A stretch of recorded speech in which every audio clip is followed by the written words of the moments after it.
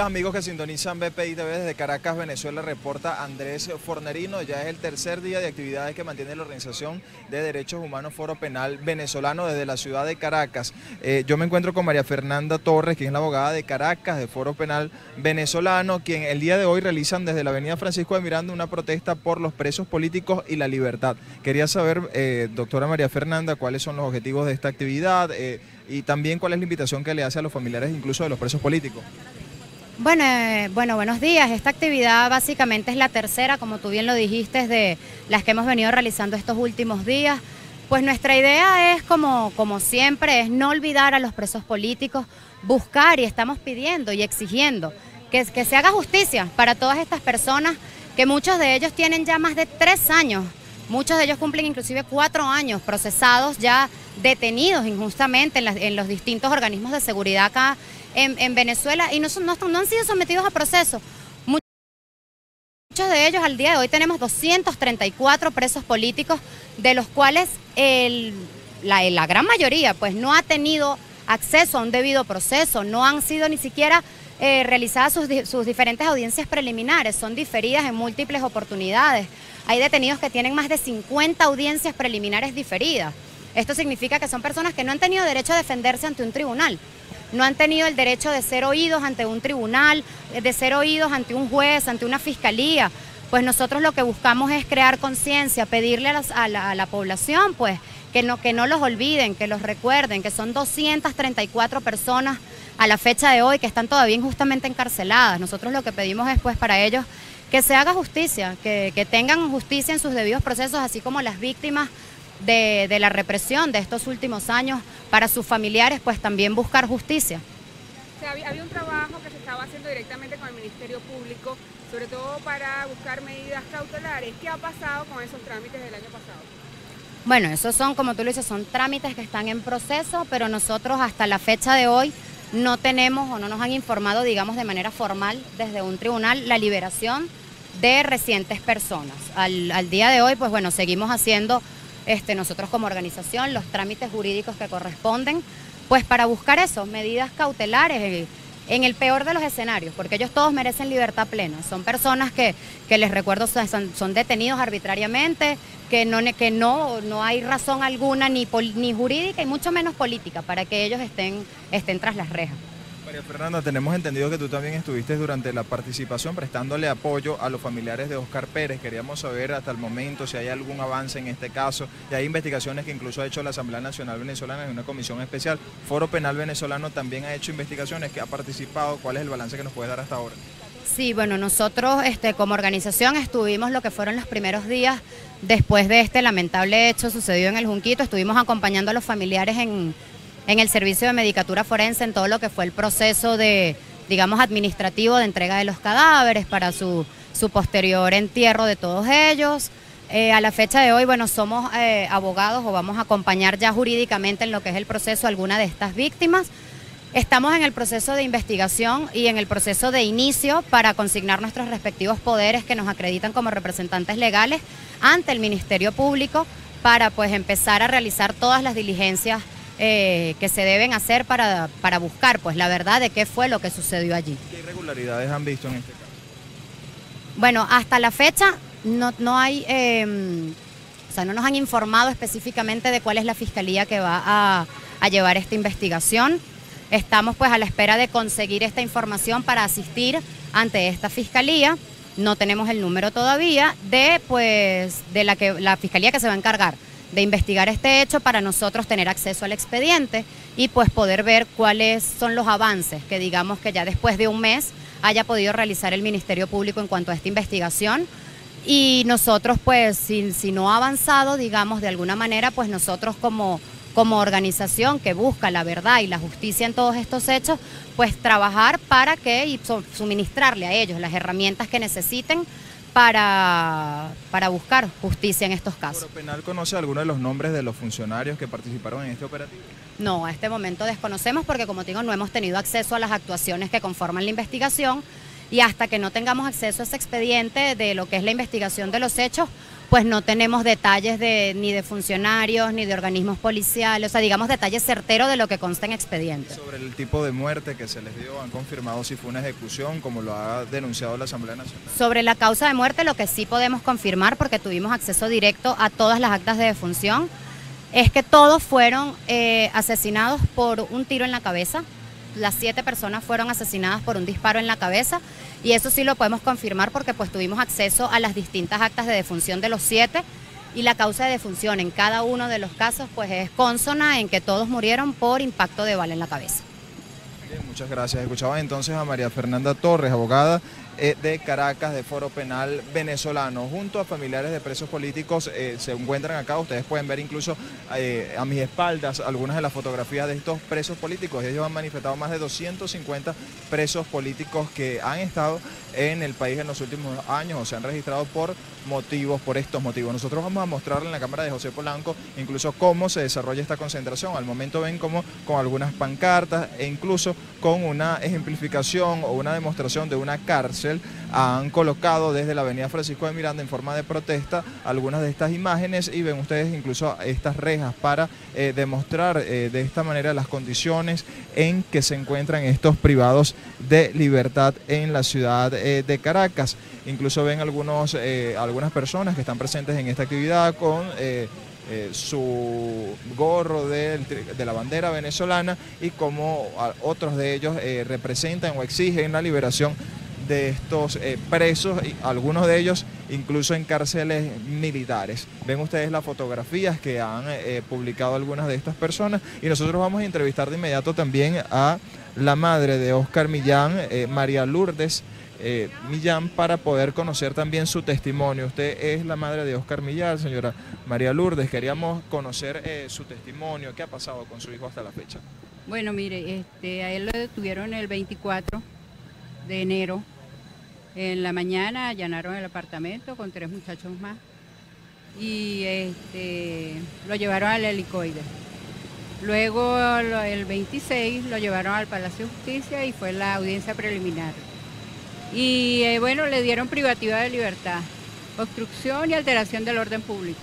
Y él no estaba alterando el orden público. En el expediente no hay nada que sustente nada del causal, pues.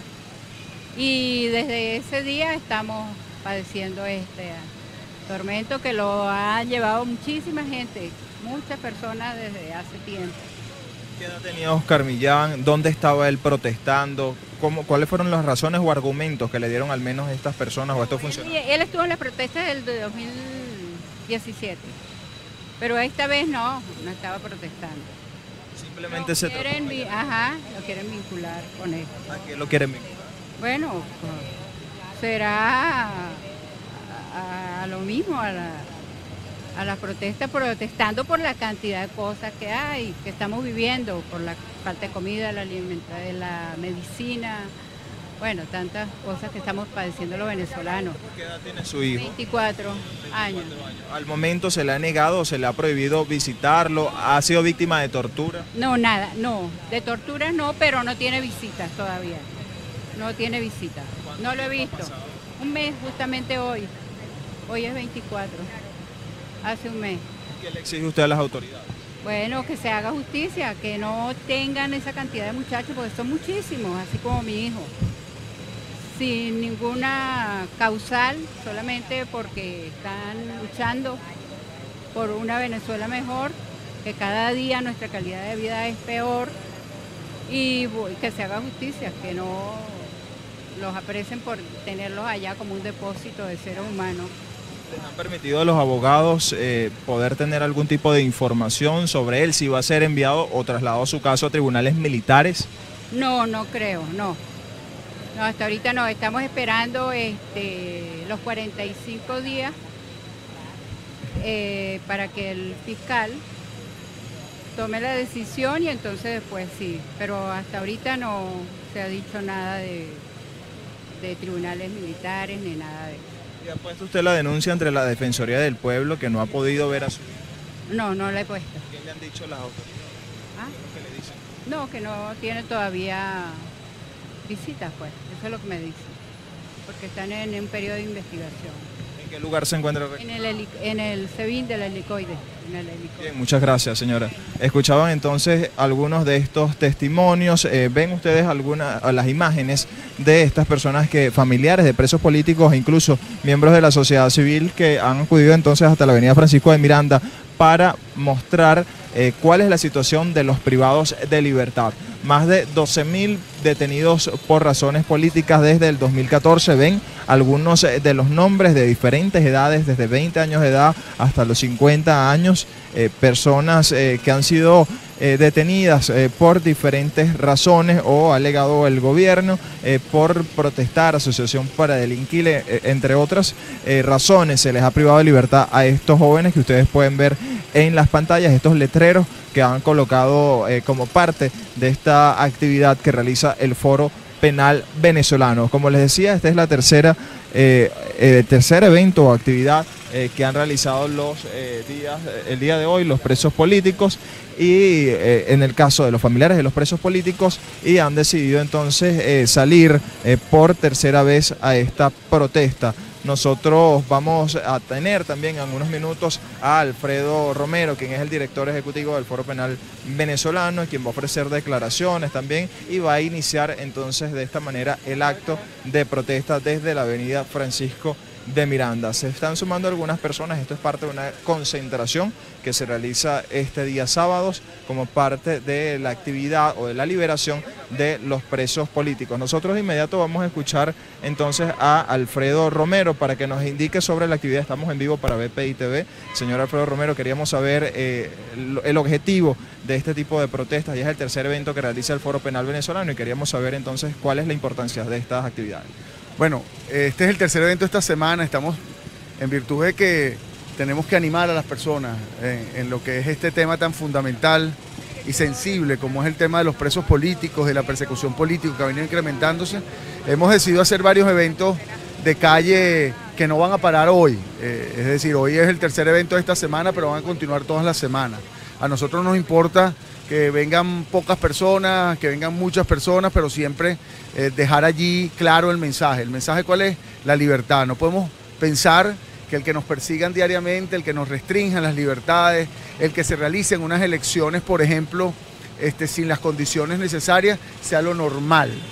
Tenemos que enseñar a las personas que lo que está viviendo Venezuela es algo excepcional en el mundo, que lo que está viviendo Venezuela es algo que no debe continuar, que lo que se está viendo en Venezuela en cuanto particularmente a este tema de los presos políticos es excepcional, no solo en el mundo, siendo Venezuela el país con mayor cantidad de presos políticos en toda América, con mayor cantidad de perseguidos políticos en toda América, sino que además en la historia de Venezuela este es el momento con más cantidad de persecución política en Venezuela. Entonces eso es un mensaje pues a todo el pueblo venezolano, que tenemos que salirnos pues de esa burbuja que nos han tratado de meter pensando que lo que vivimos realmente es algo regular. Entonces ya hoy en día, por ejemplo, encarcelan a una persona, torturan a una persona, y ya la tortura tiene que ser superior, más dañina, más grave, más macabra, para que entonces nosotros reaccionemos o veamos algo distinto. No, la tortura no puede seguir existiendo, la tortura debe parar,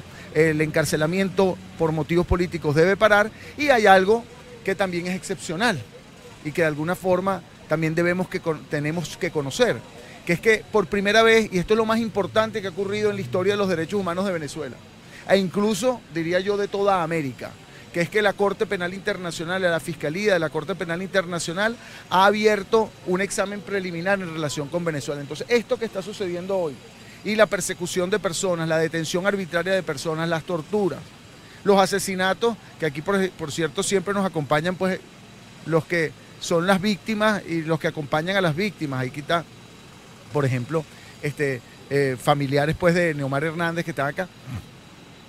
Tenemos de Omar Rander, perdón, que tenemos personas que ahora tienen la posibilidad de un canal, una ventana que se abrió en un tribunal que está encargado de determinar las responsabilidades individuales de aquellos que cometen crímenes de lesa humanidad. Vimos ayer prácticamente un revés lo que sufrió el gobierno de Venezuela en la Organización de Estados Americanos. Eso también tiene que ver con el trabajo que ha hecho el Foro Penal y las distintas organizaciones no gubernamentales en denunciar la violación de los derechos humanos en Venezuela. Bueno, es parte de esta llamada de atención que existe en el mundo, ¿no? En el mundo entero, una llamada de atención sobre la situación que vive Venezuela. Están viendo en el mundo lo que está ocurriendo en cuanto a derechos humanos, que a veces incluso lo que se ve en la propia Venezuela, porque en Venezuela estamos, repito, viviendo en esa cúpula de sobrevivencia, donde el venezolano está haciendo hoy la cola para comprar alimentos, los otros están en un centro médico tratando de que los atiendan porque tienen una enfermedad, otros están buscando medicina y así sucesivamente, ¿no? El mundo entero está pendiente precisamente de lo que ocurre, de que esa situación que viven los venezolanos es una situación de mucha gravedad y repito, es excepcional. Y eso que tú me preguntas es precisamente eso, que 19 países de la OEA al menos hayan decidido que en Venezuela estas elecciones no cumplen con las condiciones necesarias para considerarse como elecciones democráticas y que respeten los derechos humanos, porque la democracia está asociada directamente con el respeto a los derechos humanos, pues evidentemente es algo que nosotros nos hace seguir reflexionando y seguir haciéndolo ver, ¿no? Aquí en los últimos tiempos también se ha incrementado lo que es las investigaciones de ciudadanos civiles en tribunales militares. ¿Cómo seguir haciendo el alerta con respecto a esto? Como bien usted decía, para muchos ya es natural que un civil simplemente pase por fiscalía militar y hay un ostracismo con respecto a cuál es el proceso. Bueno, el tema de la jurisdicción militar es algo, repito, también parte de lo novedoso de la represión en nuestro país, si es lo que me está preguntando la situación actual. Estamos hablando ya de más de 800 casos presentados ante la jurisdicción militar, que la jurisdicción militar no se trata solo de los tribunales, se trata de fiscales, defensores públicos, instalaciones militares donde reciben a civiles y en esas instalaciones militares son donde son procesados relativamente. Este año estamos hablando ya de más de 50 casos presentados ante tribunales militares, ante fiscales militares, y en donde se les impone incluso en muchas de esas ocasiones hasta defensores públicos militares. Estamos, por decirte algunos casos, el caso de Vanessa Barroso, una muchacha que simplemente colaboraba con esta organización que tenía o que de alguna manera representaba a Oscar Pérez, que fue asesinado. Y ella ni siquiera era directora ni presidente ni nada de la organización, simplemente colaboraba y está presa en Ramo Verde, en una cárcel militar, y privada de libertad por orden de un tribunal militar. Esto estaba ocurriendo también en el caso de Jameson Jiménez, otro civil, el caso de Juan Carlos Urdaneta, otro civil, el caso de Antonio Pérez Cisneros, otro civil, y eso solo este año. El tema de la jurisdicción militar no solo es que no ha cesado, sino se ha incrementado, es más grave aún. Hay que recordar, y quería por eso aquí a mi amigo Redman, que hay casos que incluso vienen desde el año 2014 y que hay impunidad, casos de asesinatos, hay que recordar, y esto es el recuerdo también de hoy, los presos políticos no son nuevos. La persecución política no es nueva, las torturas no son nuevas, los asesinatos no son nuevos. Y por ejemplo el caso de Robert Redman, por decir un caso que fue asesinado al día de hoy, pues hay impunidad también con esos casos. Entonces el caso de Robert Redman, en términos de crímenes de lesa humanidad, de sistematicidad, se asocia o se encadena con el caso de Neomar, se asocia o se encadena con el caso de Oscar Pérez, se asocia o se encadena con el caso de José Alejandro Márquez, asesinado también en el 2014, de Miguel Castillo recientemente. Y por eso, lamentablemente, y lo digo porque por eso traje al señor Redman acá, tenemos, las personas se interconectan lamentablemente un año con otro. Entonces ves al padre de Robert Redman abrazado o compartiendo en esta ocasión con el padre de Neomar, que está por allá. Y esto es importante, porque esto es lo que, esta situación que nosotros podamos unir al padre de Neomar, que viene aquí, ven acá, el que podamos unir al padre de Neomar con el padre de Redman, esto es precisamente lo que es sistematicidad. Es sistemático que el asesinato de un muchacho en el 2014 se asocie con el asesinato de un muchacho en el 2017. Y aquí en estos lugares es donde unimos pues precisamente a los padres de los asesinados. Y es una claro que es una política de Estado. Y eso es precisamente lo que está ocurriendo en el Tribunal Penal Internacional. Aquí están, ayer estaba, por cierto, en Maracay, donde hay presos políticos, no solo del año 2014, sino también del año 2017. El que tengamos a personas que han sido presas políticas aquí, que no pueden salir en las cámaras, que están aquí con nosotros, acompañándonos, que están hoy en día solidarizándose, no con ellos mismos que están ya libres relativamente, con libertad restringida, sino familiarizándose con aquellos casos de presos políticos, que por ejemplo está el caso de William, simplemente para que se entienda la situación. Este es otro caso, otro preso político, aquí está la hermana, un preso político reciente, el 15 de enero del 2018. Pero tenemos el caso del preso político el 15 de enero de 2018, pero tenemos también aquí representantes de Renzo Prieto, que ya más de 3 años preso. Y esta es nuestra comunidad de familiares, nuestra comunidad que el Foro Penal siempre la llama la gran familia de familiares, la gran familia de activistas, la gran familia de defensores, que lamentablemente todos se unen en un momento, en un punto, así seamos pocos, para recordar que lo que vive Venezuela, y este es el mensaje, lo que vive Venezuela es excepcional. La persecución a periodistas, porque claro, trabajamos en unos medios, algunos que tienen alguna medio posibilidad de que trabaje, pero ustedes, la mayoría de los periodistas que están aquí, trabajan en medios, llámese internacionales, o en medios alternativos, o en medios online. Eso es normal, no es normal. Eso no es normal, el que nosotros, porque no podemos dar el mensaje que las familiares, o es que acaso un asesinado es algo normal.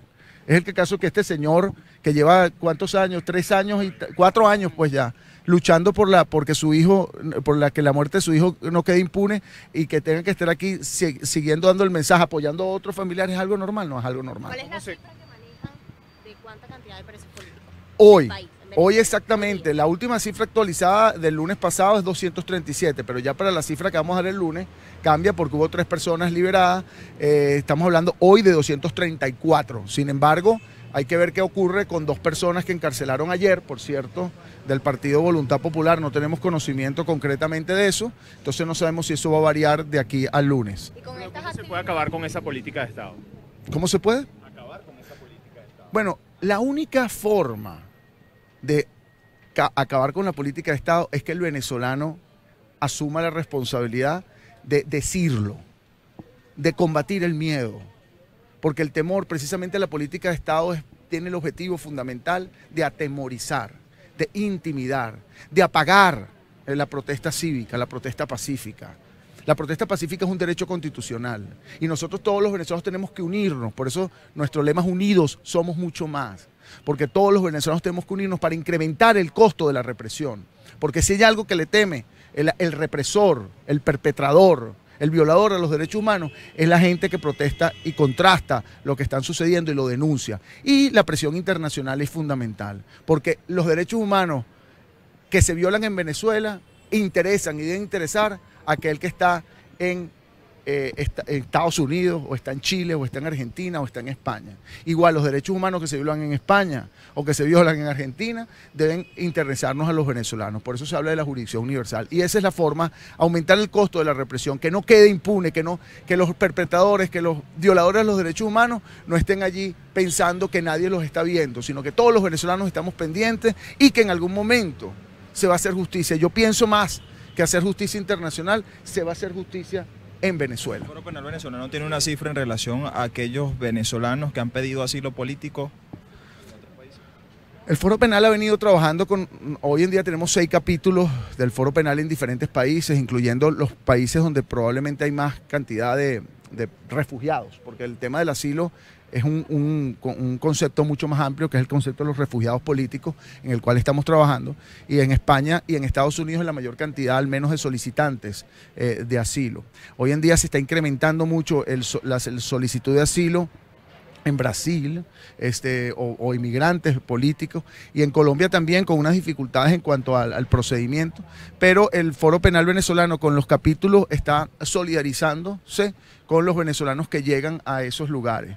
En España, por ejemplo, en Madrid, tenemos en Madrid, en Barcelona, el equipo de Madrid es más de 120 personas y están haciendo actividades. Ahorita el capítulo de Miami hizo otras, y esta es otra situación que debemos nosotros que considerar que es consecuencia de la represión del Estado en Venezuela. La represión del Estado que trae como consecuencia el temor fundado de regresar, llámese por circunstancias políticas, incluso por circunstancias sociales, trae como consecuencia que las personas tengan que solicitar un estatus de inmigrante y de oficial en los países donde llegan. Y ahí el Foro Penal está trabajando con una situación lamentable, que es que muchos venezolanos se han ido, pero una situación realmente que hay que tomarla como ventaja, al menos en nuestro caso, que esos venezolanos que se han ido se integran al Foro Penal y se los solidarizan con aquellos que llegan a los países donde se encuentran. Por estas actividades que van a realizar semana tras semana, ¿obtienen alguna respuesta?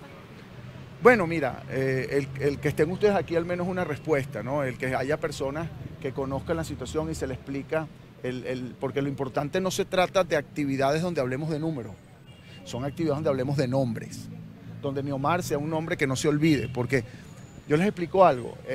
Hace 2 semanas estuve, o quizás un poco menos, en el Centro de Procesados Judiciales de 26 de julio, que está en San Juan de los Morros, Estado Guárico. Allá hay 15 presos políticos, por cierto, amenazados de muerte, etc. Y yo estuve hablando con 8 de ellos. Uno de ellos, Jesús Alarcón, que ustedes podrán ver su foto, un militar, por cierto, de gran calidad y calificación como militar.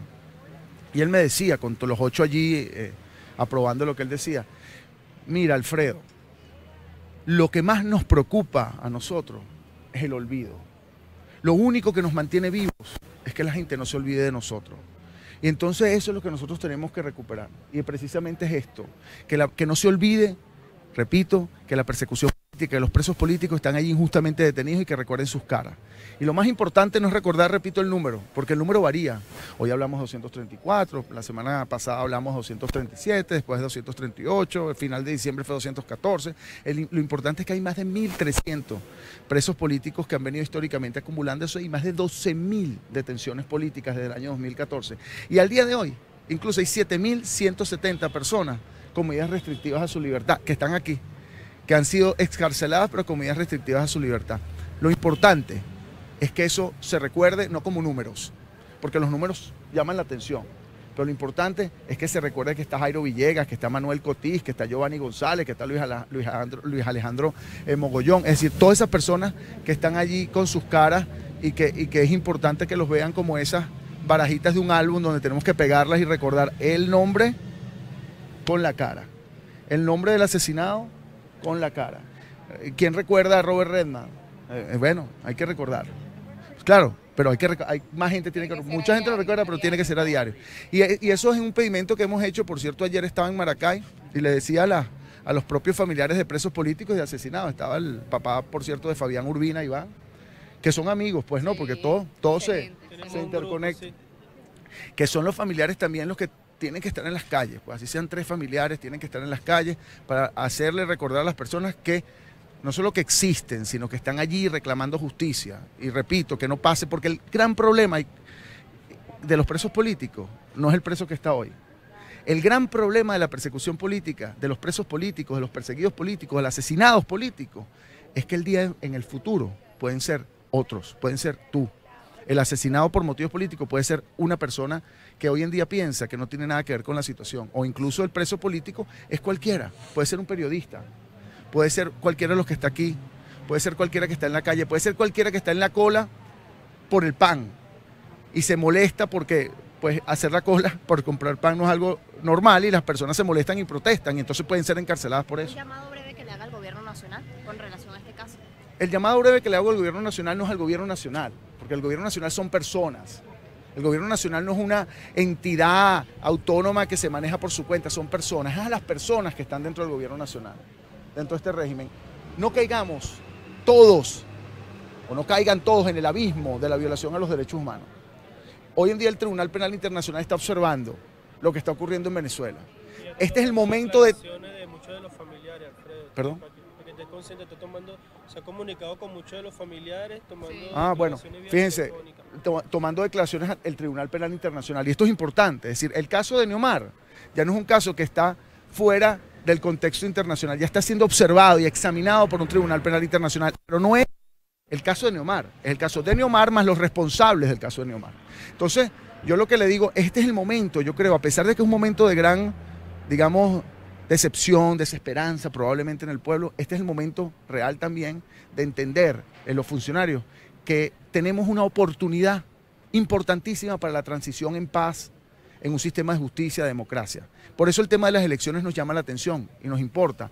Las elecciones, para que sean elecciones realmente que conlleven a la paz, debe tener la participación de todo el pueblo y la aceptación de todo el pueblo, de todos los sectores políticos. Es una oportunidad importantísima. Nosotros como Foro Penal respaldaríamos, evidentemente, unas elecciones democráticas, abiertas, con las condiciones suficientes para que esas elecciones se lleven a cabo de manera participativa y respetando el derecho humano, que es un derecho humano, y por eso es importante para nosotros, a la participación política libre. Y la democracia y los derechos humanos están totalmente asociados. Bien, escuchaban las declaraciones de Alfredo Romero, el director ejecutivo del Foro Penal Venezolano. Ya ha hablado de 234 privados de libertad y nosotros vamos a hablar sobre el caso de la mamá de Neomar Lander. Nosotros estamos en vivo, queríamos primero que nos recordara su nombre y segundo nos explicara sobre esas atenciones que han recibido incluso por parte de la comunidad internacional de la Corte Penal Internacional y las investigaciones que vienen haciendo sobre su hijo Neomar Lander. Buenas tardes, soy Suheimar Arma, madre de Neomar Lander, joven de 17 años que fue asesinado el 7 de junio del 2017, cuando se encontraba protestando y exigiendo sus derechos. La Corte Internacional se ha comunicado vía telefónica con cada uno de los familiares de los asesinados. Estamos trabajando con ellos, ya hemos sido entrevistados mucho. Bueno, nada, esperemos que todo esto dé resultado y lo que yo más le puedo decir en este momento es que en la unión está la fuerza. Tenemos que mantenernos unidos o unirnos todos porque así únicamente es que vamos a poder enfrentar este gran monstruo al que nos enfrentamos. El señor Alfredo Romero decía algo muy importante en este momento, que era el no quedar en el olvido. ¿Qué ha pasado con los presos políticos? Y el hecho de que no se olvide sus causas, las razones por las que fueron o asesinados, como es el caso de Neomar Lander, o fueron privados de libertad. ¿Cuál es ese mensaje que tú le das a la población en este tipo de actividades que son concentraciones en diferentes lugares de Caracas para que participen? Mira, el llamado es la unión, definitivamente, tenemos que unirnos. Y yo creo que podemos empezar por 1, 2, 3, 5, 10, 20. Y yo creo que si estas actividades se hacen a diario, poquito a poco vamos a ir recuperando el pueblo. Poco a poco nos vamos a ir apoyando porque no estamos marchando, no estamos protestando, estamos manifestando en una concentración. Y esto es importantísimo y de que nuestros familiares no se han olvidado depende de cada uno de nosotros, del familiar propio de la víctima. Hacer bulla, tenemos que hacer bulla, mira, por las redes, en la calle, en la casa, en donde sea tenemos que hacer bulla para recuperar el pueblo, porque evidentemente el gobierno se ha encargado de meter miedo y el miedo es el mayor monstruo al que nos enfrentamos. Sí, señora Suheimar, ¿considera usted que están cerca el día que se haga justicia en el caso de su hijo? Mira, no sé si estamos cerca o no. Lo que sí sé es que la frase de Neomar fue muy contundente y era que la lucha de poco vale por el futuro de muchos, pero ese poco que estamos tenemos que seguir luchando. Yo creo que sí, yo tengo fe en Dios de que pronto vamos a terminar con esto porque no hay mal que dure 100 años, ni cuerpo que lo resista. Sí, su hijo luchaba por algunas de las razones, eran por las malas condiciones de vida que tenían los venezolanos. Incluso nosotros veíamos fotos en las redes sociales donde él aparecía como parte de un grupo denominado La Resistencia. ¿Qué ha pasado con esos jóvenes? ¿Qué considera usted que de repente haya sucedido el hecho de que no hayamos visto más protestas o hayan quizás cesado? ¿Está el desánimo por parte de los venezolanos? ¿Qué es lo que ocurre en Venezuela? No, yo no creo que sea desánimo. El venezolano está muy decepcionado, sí, pero no es desánimo, es miedo, porque el gobierno se ha encargado de meter mucho miedo. A mí los muchachos vienen y me dicen, señora Suheimar, me voy del país. Yo le digo, sí, váyase, porque nada vamos a hacer con tenerlos presos o muertos. La gran mayoría o están presos, o muchos están muertos, y la gran cantidad que se han ido es, bueno, inaudita, de verdad. Yo no creo que sea aquí el venezolano lo que tiene es miedo. ¿Cree que se está fugando una parte importante del país? Uy, sí, demasiado. Y es triste. Yo, cuando hablan de presos políticos, yo digo que no están presos, estamos todos. Preso está todo el venezolano. Porque el hecho de que no estemos tras la reja no quiere decir que estemos en libertad los que estamos fuera. Estamos viviendo momentos muy duros, muy fuertes, y yo creo que tiene que poder más la fuerza y la valentía que tiene cada venezolano que el miedo que tenemos en nosotros, que se han encargado de meternos. ¿Cuál es la petición que le realiza al gobierno? Y en segundo lugar, a aquellas personas que se sientan quizás identificadas con su testimonio. Hablarle al gobierno es como nulo. Yo le hablaré a los venezolanos, de verdad, mira, dejen el miedo y únanse, porque únicamente unidos vamos a poder salir de esto. Muchísimas gracias, señora Suheimar. Escuchaba entonces las declaraciones de Suheimar Lander, madre de Neomar Lander. Ya ha manifestado algunas de sus opiniones en relación a estos jóvenes de la resistencia. Incluso el joven Neomar Lander fue conocido, un joven de Guarenas, que fue asesinado durante las protestas del año 2017. Nosotros también nos encontramos con el padre Robert Redman. ¿Me recuerda su nombre? El nombre es Derek Redman. Sí, señor Derek Redman. Para aquellas personas que nos están sintonizando al momento por la señal de BPI TV, queríamos recordar el caso de su hijo. ¿Nos puede recordar qué fue lo que ocurrió con él? ¿Hace cuánto tiempo lleva en esta circunstancia? ¿Y cuál es la petición que usted le realiza a las autoridades?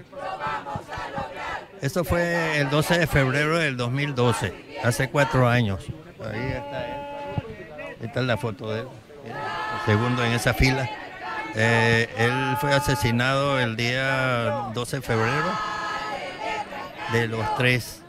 Es el tercero de los 3 personas que fueron asesinadas ese día. ¿Por quién? ¿Bajo qué circunstancias? El primero que fue asesinado fue Basil Alexander da Costa Frías. El segundo fue Juan Montoya. Y eso fue en la tarde allí en Parque Carabobo, por la zona de Candelaria. En la noche, ese mismo día, él estuvo en Chacao en una protesta, y ese fue el día que lo mataron a él, por la noche, sí, el 12 de febrero. ¿Qué ha pasado hasta el momento? Desde el año 2014 estamos a 2018, han pasado 4 años. ¿Qué le han dicho? ¿Qué ha pasado incluso con organismos internacionales? Organismos internacionales están apoyando muchísimo a Venezuela, de todos los sectores.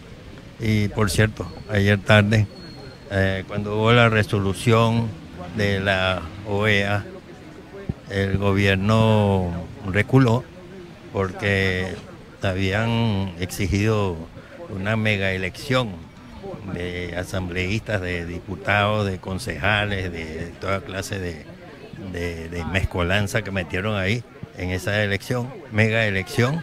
Y después de la resolución que hubo de la OEA, el gobierno desistió de todo ese menjurje que habían metido en la elección, y se quedaron solamente con la elección presidencial.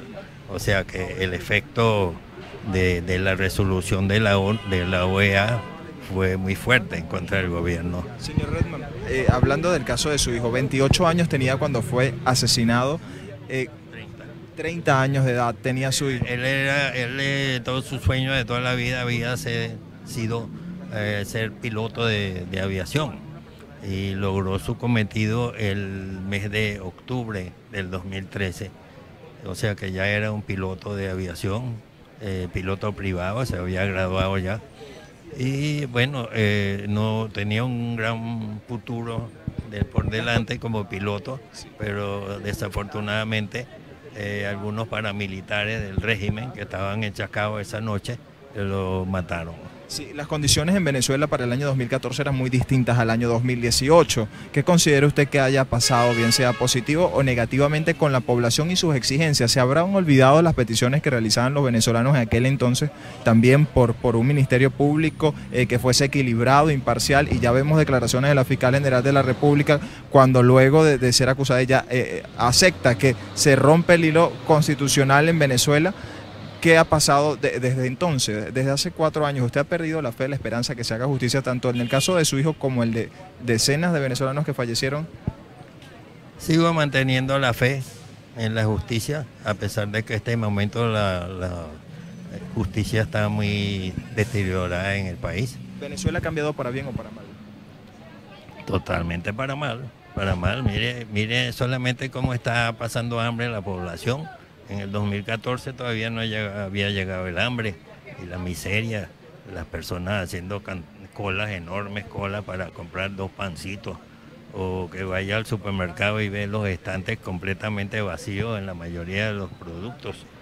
No hay producción nacional. La no producción nacional fue una política de Chávez con las expropiaciones. Expropiaban fincas productivas. Producíamos Venezuela e incluso exportaba arroz, exportaba café, exportaba una cantidad de productos que ahora no se consiguen por la política de Chávez, inicialmente y de Maduro también, de expropiaciones de fincas productivas. Y ahora esas fincas, pues lo que pasa es que ellos tenían una cantidad de dinero que pensaban que podían reemplazar las empresas privadas y las fincas productivas. Eso se vino abajo. Ellos decían, bueno, nosotros no te necesitamos que estés sembrando nada porque nosotros podemos importar todo lo que tú estás sembrando. Y lo sacaban de su finca. Me acuerdo quién lo sacaba Elías Java y otro que llamaban Roa, Juan Carlos, que andaban en camiones con soldados y sacaban las personas de la finca, en su propia finca, donde estaban produciendo. Ok, pero no al sacar a las personas que estaban produciendo, no los reemplazaron con gente que estuviera produciendo. Que dice, sí, haciendo más señas que... Sí, sí. ¿Considera usted que esos deseos de los venezolanos, esas peticiones, se mantienen hoy con el ciudadano? ¿Sí se desea un cambio político en Venezuela por la vía electoral o de qué forma? Sí, nosotros queremos votar. Queremos tener un presidente electo por la mayoría del pueblo venezolano, pero que sean elecciones limpias, donde impere el imperio de la ley, que pueda tener la seguridad el que vaya a votar, que está eligiendo a alguien, no está votando por votar. Yo tengo desde el año 58, todavía conservo unos carnets que daban el CNE de que usted votó, y le pegaba un sello de que votó. Cada elector recibía su carnet de que había participado en las elecciones, a pesar de que eran elecciones que no eran con CNE, con Smartmatic. El mismo Smartmatic ha dicho que pueden alterar los resultados de la elección incluso por vía del cable submarino que está conectado en Cuba. Y allá pueden ver cómo va la tendencia de la elección y pueden alterarla desde allá. Pueden alterar los resultados. Muchas gracias, señor Derek Redman. Muchas gracias por su testimonio. Escuchaban entonces algunas de estas personas de cómo han explicado cuál es la situación de los presos políticos. Ustedes pueden observar cómo se desarrolla esta concentración y cómo nosotros hemos cubierto estas informaciones desde Caracas. Ya ven ustedes incluso cómo se encuentra esta demostración por parte de este grupo, o esta ONG, mejor dicho, Foro Penal Venezolano, con estas rejas incluso para demostrar de qué forma viven estos presos políticos hoy en Venezuela, 234 según cifras de Foro Penal Venezolano, y de esa forma entonces exigir la liberación de los privados de libertad. Es parte de la información que nosotros podemos ofrecer al momento. Desde Caracas, Venezuela, reporta Andrés Fornerino para BPI TV. Nosotros vamos a continuar con más de esta transmisión, vamos a mostrar incluso algunos de los testimonios de algunos familiares que se han encontrado hoy en esta protesta. Es parte de una concentración en grupo, incluso grupos de derechos humanos como Dame Letra también están presentes en esta actividad, y con estos letreros de libertad han exigido entonces que se haga justicia con algunos de estos privados por razones. Ya ustedes ven algunos de estos letreros de algunas de las personas presentes acá y cómo ellos han hecho algunas declaraciones en relación a lo que ocurre en Venezuela. Cerca de las 10 de la mañana empezó esta protesta, ya lleva una hora aproximadamente, y ven ustedes cuáles son estos letreros, algunas consignas y algunas pancartas en alusión a estos testimonios mostrando estos presos políticos en el país.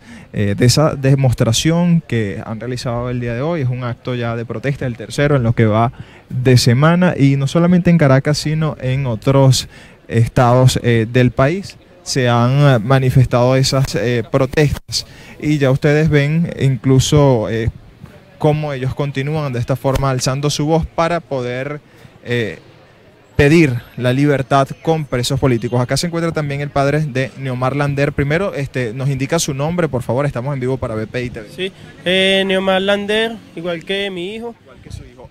¿Nos puede recordar sobre su hijo, la forma en que fue asesinado, por parte de quién, y además cómo estas actividades contribuyen a que no sean olvidados estos asesinatos tras la represión o las protestas que ocurrieron en Venezuela? Bueno, a pesar de que nuestra Constitución reza en el artículo 350 de que tenemos el derecho a la protesta, bueno, nuestros hijos han sido asesinados por un gobierno, un narcogobierno que quiere intimidarnos, pero aquí seguimos en la calle luchando día tras día para que esta muerte no queden impunes. Ya hemos mantenido comunicación con la Corte Interamericana de los Derechos Humanos, que estudian nuestro caso, porque aquí en Venezuela nuestros casos han quedado o sea, no han avanzado más, pues. Entonces ya tenemos comunicación, estamos en todo eso ahorita, y nada, bueno, sin miedo, tenemos que salir, seguir en la calle luchando, que esta muerte de nuestros hijos, de estos casi 40 jóvenes, no quede impune, pues. Sí, en relación a esas denuncias que han elevado hasta una instancia internacional, como es la Corte Penal Internacional, ¿cuánto tiempo consideras tú que se vería la justicia en el caso de tu hijo? ¿Cuánto tiempo esperarías o qué se ha hecho hasta el momento? ¿Cuáles son esos avances, mejor dicho, en relación al caso? Mira, para ser sincero, yo creo que hasta que este gobierno no salga, no vamos a tener justicia. No vamos a obtener la justicia porque simplemente ellos se encargan de que no salga nada a la luz pública, pues. Sí, en relación a otros jóvenes, quizás tu hijo, ya le preguntaba incluso a su madre, a su Heimar, era un grupo de jóvenes de la resistencia que veíamos participando en diferentes protestas. ¿Qué ha pasado con estos jóvenes al momento? ¿Qué es lo que ha sucedido? Porque hemos visto que las protestas quizás en Venezuela desde junio a lo que va de año han cesado, ¿no? Han sido otras por razones alimentarias, sí. Por la falta de alimentos en el país. ¿Qué es lo que ocurre con los jóvenes de la resistencia actualmente? ¿Qué es lo que ha pasado? Bueno, los jóvenes en la resistencia, lo que pasa es que, como tú puedes ver, cada quien tiene que seguir como que con su vida normal. Muchos jóvenes han emigrado del país por condiciones económicas, que este gobierno nos ha quitado todas las condiciones. Ya tú no puedes ir libremente a un automercado, ya con un sueldo de 200.000 bolívares quincenal tú no te puedes mantener, y esa es una de las cosas del cual o sea, hay pocos muchachos en las protestas por eso mismo, pues, que muchos han emigrado. Muchísimas gracias, señor Neomar. Escuchaban entonces el testimonio de Neomar Lander, padre de Neomar Lander, joven asesinado durante las protestas del año 2017. Nosotros vamos de inmediato a mostrarles cómo ellos han de esta forma realizado una demostración de una cárcel 2x2. En este espacio que ustedes pueden observar es la forma en que ellos han dramatizado, digamos, cómo es la condición de los privados de libertad en Venezuela. Con estas medidas de 2x2 es la cárcel donde se mantienen cerca de 234 personas privadas por razones políticas. Ya ustedes pueden ver cómo desde la avenida Francisco de Miranda, incluso con esta reja, se demuestra entonces la forma en que se mantienen las condiciones de vida de estos ciudadanos por razones políticas. Algunos de ellos incluso ya han sido liberados de estos casos. Sin embargo, la mayoría se mantienen entonces cerca de este número, según el Foro Penal de 234, se mantienen tras las rejas, como es la demostración de esta cárcel que han improvisado como parte de esta concentración en la ciudad de Caracas. Nosotros con esta información vamos a despedir el presente contacto informativo. Reporta Andrés Fornerino para BPI TV.